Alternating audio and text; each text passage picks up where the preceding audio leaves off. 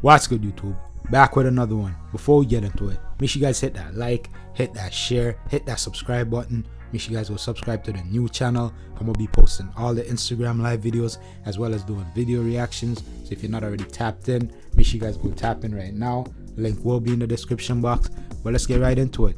I just wanted to use this FBG Duck situation as a teachable moment for you Toronto rappers, because allegedly the feds use Instagram, Twitter, YouTube, and all these social media posts to arrest these old black niggas for killing FBG Duck. And I'm gonna use this video because I know you Toronto niggas be doing a lot of extra shit on the Instagram, talking about who you smoking on, what block you got beef with, and you know the feds are watching, and you guys are gonna blame it on the screen recorders / bloggers when you guys know better. So I'm gonna play this video real quick and you guys wake up, because you know sooner or later they're gonna start kicking doors, man. We see all the raids they be doing in the city all the time, so why these niggas keep doing all this extra shit? But let's get right into the video though. Hey, let me see the keys. Grab light out the trunk.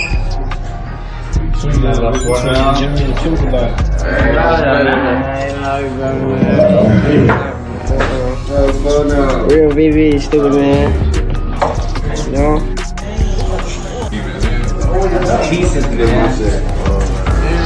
Real old. Wow, man. Let me see the keys.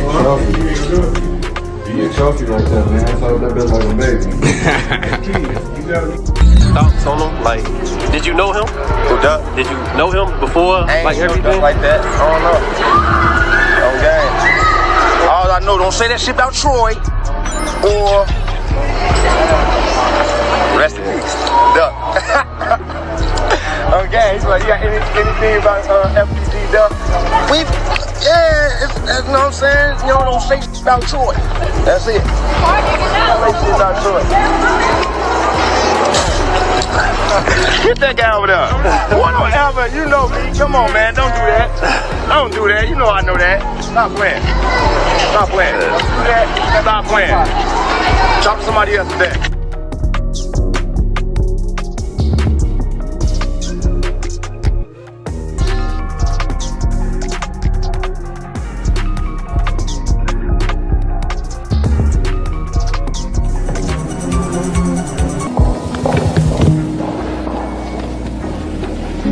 Thank you, and thank you all for being here.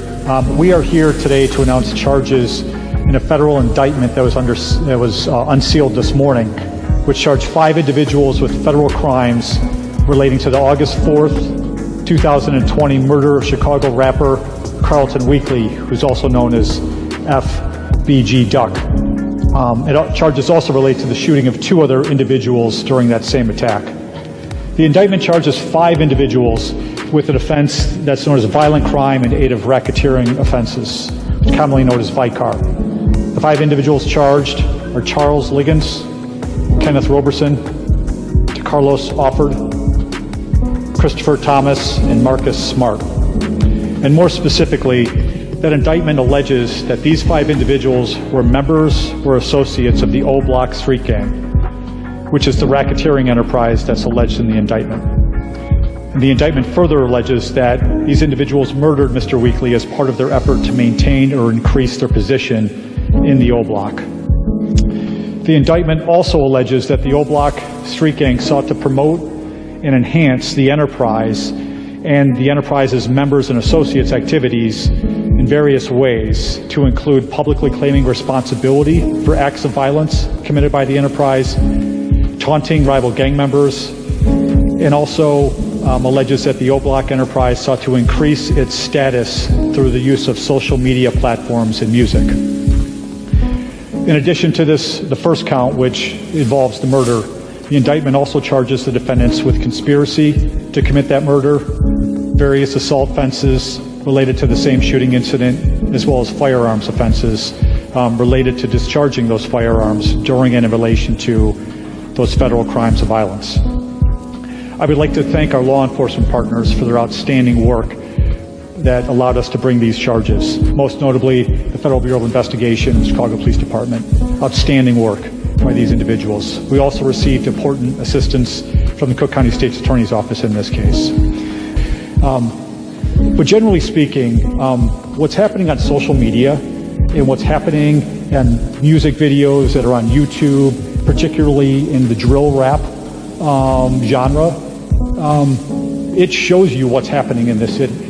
It shows you exactly what's happening in the city, which is that people are threatening to commit acts of violence and then either bragging about acts of violence or talking about how they're going to retaliate for other acts of violence. And it's happening on a regular basis. And so, again, that is why it is significant that, as law enforcement, we're able to investigate and then ultimately hold people accountable for their acts they're committing. But for instance, you can go on the internet right now, you can see people in music videos, guns all over the place, talking about who they've shot or who they're going to shoot. So it can become, for cases, it can become evidence that we gather during the course of the case. But to kind of take the last two questions and kind of put them together, which I think might be a good way to sum up, right? So whenever you arrest gang members, there's always a risk that you create a vacuum, right? And that's what, law enforcement, our first responders, our police officer and our federal agents, they are zeroed in on that, and they are trying to figure out, okay, where might the vacuum come, where might the retaliation come, and what can we do to try and prevent that? But here's the other thing that a case like this does. There are now 5 people in custody who weren't in custody before. 5 people who were alleged to have committed a murder in broad daylight in the middle of the afternoon in the city of Chicago, okay? And now it's known to them, and it's known to anybody else who might be committing similar acts of brazen violence, right? And who may, that their day has come. They have been, they will have their day in court, they are presumed innocent, but their day has come, and, and there's a long, again, if we're able to prove them guilty. Alan, tonight federal law enforcement officials say they are charging 5 Chicago street gang operatives with racketeering in the 2020 Oak Street hit on Carlton Weekly.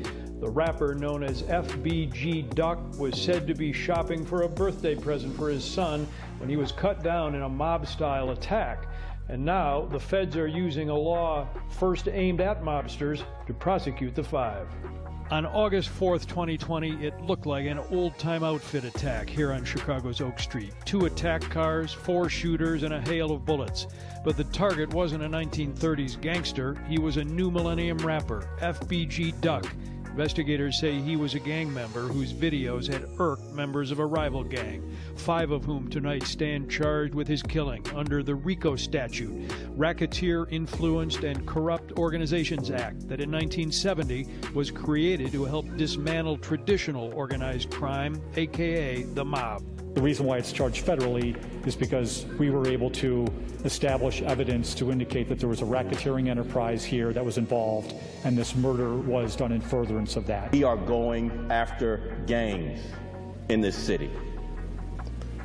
This includes gang investigations, narcotics investigations, and gun investigations. We are working together to hold gang members accountable for violence. Late this afternoon, the I-Team talking with Chicago criminal defense attorney Tony Thedford about what he says is one of the most powerful tools prosecutors have. You have a street gang, alleged street gang, that kills another gang member in a high-profile case in downtown Chicago.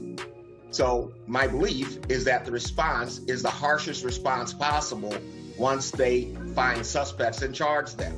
And he says the evidence sometimes is gathered right from social media. There's a lot of allegations of back and forth online, or threats online, or videos posted back and forth that then led to retaliation, allegedly, which led to the death of this young man who was killed. And they are very strong tools that are now being used by law enforcement and the government to prosecute crime.